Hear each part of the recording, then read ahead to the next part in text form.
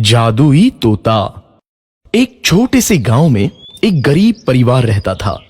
उस परिवार में रामू और उसकी बीवी सीता उसके बेटे चिंटू के साथ रहते थे। उसी गांव में एक तोता भी रहता था। उसका नाम था रघु। वो किस्मत का धनी था।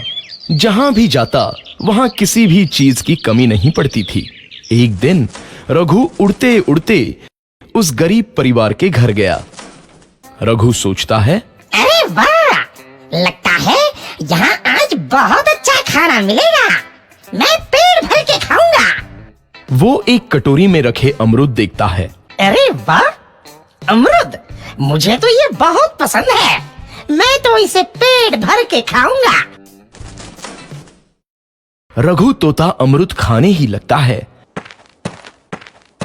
तभी सीता रघु को अमरूद खाते देखती है तो गुस्सा हो जाती है और उसे वहां से भगा देती है। भाग यहाँ से, न जाने कहां से आ जाते हैं। मैं तो परेशान हो गई हूं इनसे। सीता के भगाने के बाद रघु चुपचाप से एक कोने में रहता है। धीरे धीरे उस परिवार की बरकत होने लगती है। एक दिन रामू और सीता खाना खाते वक्त बातें करते हैं। आजकल हमारी बहुत तरक्की हो रही है, काम भी अच्छा चल रहा है। रामू कहता है। इस पर सीता कहती है, सच कहा, भगवान हमेशा ऐसे ही हम पर मेहरबान रहे। बेटा चिंटू भी कहता है, पिताजी, मुझे खिलौना लेके दो ना, मेरे सभी दोस्तों के पास है। रामू कहता है, ठीक है, जरूर लाऊंगा। सीता कहती है, कितने खुश है सब, मेरे परिवार को किसी की नजर ना लगे। एक तरफ ऐसी बातें होती हैं तो दूसरी तरफ रसोई में रघु तोता भी अमरूद खाते रहता है। मजा आया, अमरूद खाया, मजा आया, अमरूद खाया, मजा आया। तभी सीता रसोई में आती है और रघु तोते को अमरूद खाते देख बहुत गुस्सा होती है। सीता रघु को बाहर निकालने के लिए पिंजरे में अमरूद रखती है। रघु जब अमरूद खाने लगता है तो पिंजरे का दरवाजा बंद हो जाता है और वो उसमें फंस जाता है।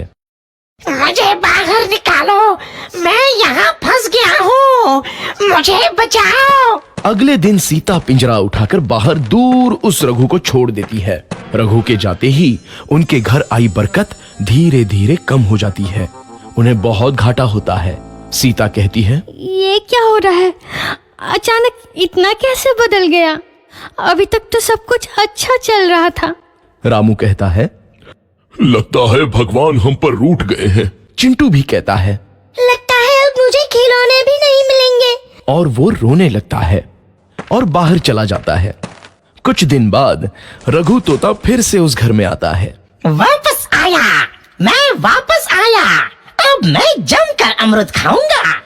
रघु सीधा रसोई घर में चला जाता है और अमरूद खाने लगता है।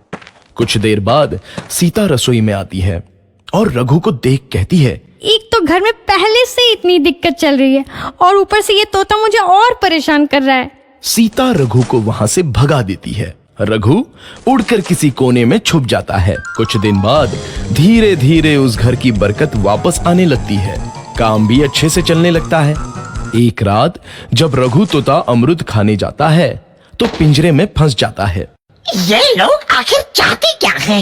एक तोते को शांति से अमरूद खाने क्यों नहीं देते? मैं कौन सा चोरी कर रहा हूँ? बस अमरूद ही तो खा रहा हूँ। तभी रामू वहां आता है और पिंजरे में रघु तोते को देख उसे बाहर छोड़ देता है। ये तोता भी कितना जिद्दी है, बार बार वापस आ जाता है।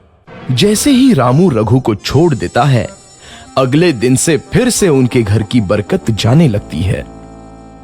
काम में घाटा होता है। किसी को समझ नहीं आ रहा था कि ऐसा क्यों हो रहा है। रघु तोता घर आता है तो अचानक बरकत आती है और जब रघु तोता को बाहर निकालते हैं तो बरकत चली जाती है। एक दिन सीता रघु तोते के घर आने और बाहर जाने की स्थिति पर नजर रखती है। ये तोता जब भी घर आता है तो घर में बरकत आती है और जैसे ही ये घर से बाहर जाता है तो उसी के साथ बरकत भी चली जाती है। कहीं ये जादुई तोता तो नहीं है? अगली बार जब ये तोता घर आएगा तो मैं इसे कहीं नहीं जाने दूंगी। सीता रघु का बहुत इंतजार करती है, लेकिन रघु तोता दोबारा उस घर में कभी नहीं आता।